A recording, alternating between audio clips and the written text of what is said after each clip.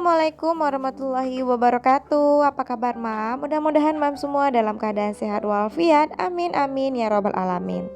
Alhamdulillah aku masih bisa berbagi kegiatan aku bareng Mams dan bunda-bunda. Kali ini aku mau sharing lagi kegiatan aku dari pagi dari pagi bangun sampai nanti mau jemput anak sekolah. Nah ini aku mau refill telur dulu. Tapi sebelum direfill atau disusun lagi telurnya, aku mau cuci dulu tatakan telurnya. Jadi aku punya yang begini ya. Sebenarnya ini aku udah pengen ganti karena ini ada bagian yang patah. Takutnya nanti kalau misalnya kepenuhan, takutnya itu malah tambah parah ya patahnya. Jadi nanti kalau misalnya ada rezeki lebih, bakal aku ganti. Siapa yang samaan suka stok telur di rumah? Jadi aku tuh selalu beli telur itu satu papan atau satu kerat gitu ya. Jadi totalnya ada 30 butir telur. Jadi aku selalu beli sebanyak itu karena ini pun kadang di akhir bulan tuh aku suka nambah 10 biji atau setengah kerat kayak gitu ya. Aku suka nambah begitu karena telur ini tuh salah satu yang wajib banget ada di rumah, ya nggak sih? Ada yang samaan nggak? Nanti boleh komen di bawah ya. Di video kali ini aku mau sharing sedikit tentang pentingnya manajemen waktu bagi seorang IRT dengan 2 orang anak atau lebih tanpa asisten rumah tangga atau babysitter. Nah di sini aku yakin pasti banyak banget ya ibu-ibu, bunda-bunda, mams yang di sini tuh masih kebingungan ya bagaimana sih cara kita mengatur atau manajemen waktu kita sebagai seorang ibu rumah tangga. Jadi kali ini aku juga mau berbagi bagaimana sih cara aku mengatur waktu aku di rumah dengan 2 orang anak. Jadi yang pertama itu biasanya pagi-pagi banget aku itu udah masak. Jadi sekitar jam 5-an gitu ya setelah sholat subuh itu aku selalu biasain atau usahain itu udah selesai masak. Terus nyiapin bekal itu udah wajib banget aku selesain. Jadi kalau misalnya mama atau bunda-bunda yang belum menyiapkan kayak belum melakukan food prep gitu ya, jadi harus disiapkan dulu bahan-bahan yang mau dimasak besok pagi itu di malam harinya. Yang kedua, jadwalkan mencuci pakaian 2 kali seminggu. Nah nih ya, aku kalau biasanya itu nyuci itu 2 kali seminggu. Jadi sambil masak juga aku sambil muter cucian. Nah ini sekalian ya, jadi bisa sekali jalan dan itu bisa menghemat waktu kita. Masak selesai, cucian juga selesai. Jadi usahain yang seperti itu sih kalau aku. Terus kalau misalnya belum sempat buat ngejemurnya di pagi hari itu, jadi setelah semuanya selesai atau mungkin aku habis, kalau misalnya hari itu Pak Su ada di rumah, biasanya Pak Su yang ngantarin anak ya. Jadi aku masih bisa beresin semua kerjaan di rumah kayak jemur pakaian itu udah selesai. Sebelum aku mau jemput si abang pulang sekolah itu aku udah beresin semua pekerjaan di rumah. Yang ketiga, biasakan anak-anak bangun pagi. Jadi biasanya anak-anakku itu bangunnya itu jam 6 pagi. Atau mungkin kalau misalnya aku lihat juga kondisi ya, kalau misalnya kira-kira anak-anakku bisa aku bangunin, aku pasti bangunin anak-anak buat diajak sholat subuh bareng. Kalau misalnya kondisi mereka mungkin masih terlalu mengantuk, itu biasanya aku biarin aja. Jadi nanti jam 6 subuhnya nanti baru aku bangunin. Kalau mams dan bunda-bunda itu punya anak yang udah sekolah, jadi usahakan anak-anak itu udah sarapan di rumah. Jadi kalau misalnya nanti di sekolah itu bekalnya yang dimakan cuma sedikit, jadi itu kita nggak khawatir banget karena dia udah sarapan pagi. Terus juga waktu mau pulang sekolah, udah di rumah juga udah mau langsung tinggal dikasih makan siang aja. Jadi kan nggak perlu khawatir banget ya kalau misalnya anak-anak udah sarapan. Sambil anak-anak sarapan, mam dan bunda-bunda itu jangan lupa buat disempatin juga sarapan ya mam. Jadi kalau misalnya anak-anak sarapan, aku juga selalu biasakan aku sambil makan juga, sarapan juga.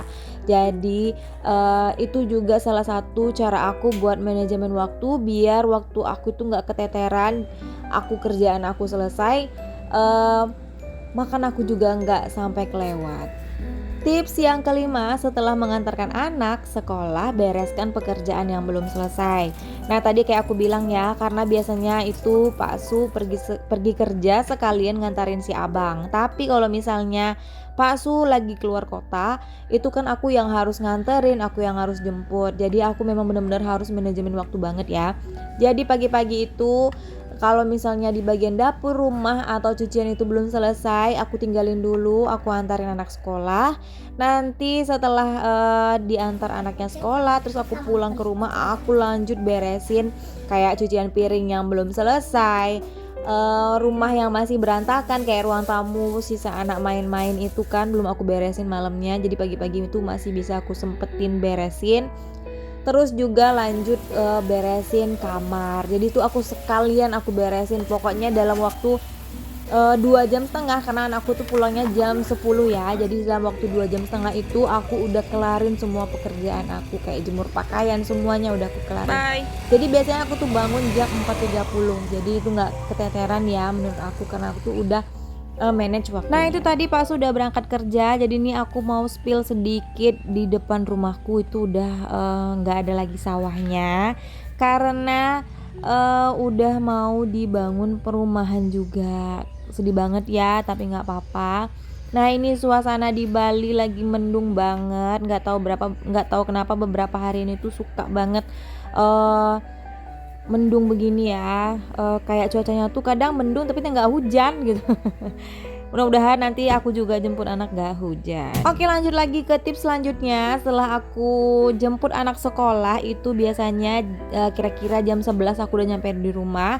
Aku langsung kasih anak makan, terus biarin anak-anak ini main.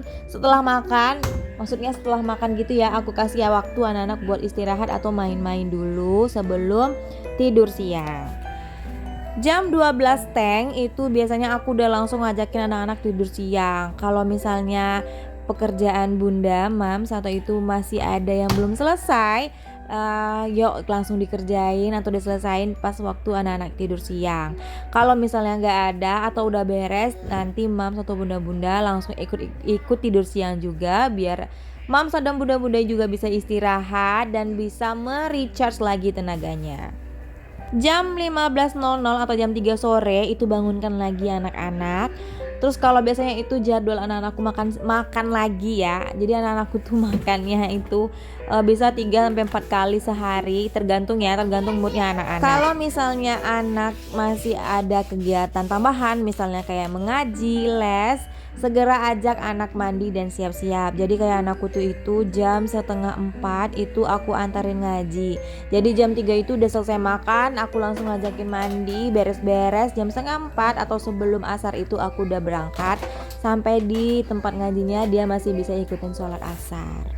Jam 17.30 aku udah sampai di rumah lagi, habis jemput anak aku ngaji.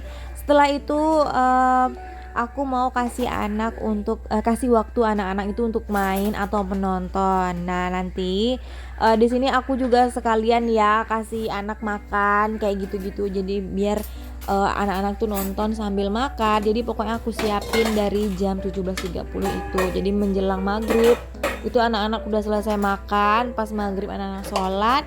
Habis itu anak-anak bisa nonton puas-puas sampai jam 19 atau jam 7 malam. Di jam 7 malam kalau anak ada pekerjaan rumah langsung dikerjakan dulu sampai nanti jam 9 malam. Kalau nanti jam 9 malam itu udah selesai semuanya, remind pelajaran yang udah dipelajari kemarin, ajak anak untuk tidur biar mams dan muda-muda juga bisa istirahat. Nah itu tadi tips-tips yang biasa aku lakukan atau manajemen waktu yang aku kerjakan biar aku bisa mengurus anak, mengerjakan pekerjaan rumah dan juga bisa beristirahat. Mudah-mudahan bisa menginspirasi ya mam. Terima kasih sudah menonton. Assalamualaikum warahmatullahi wabarakatuh.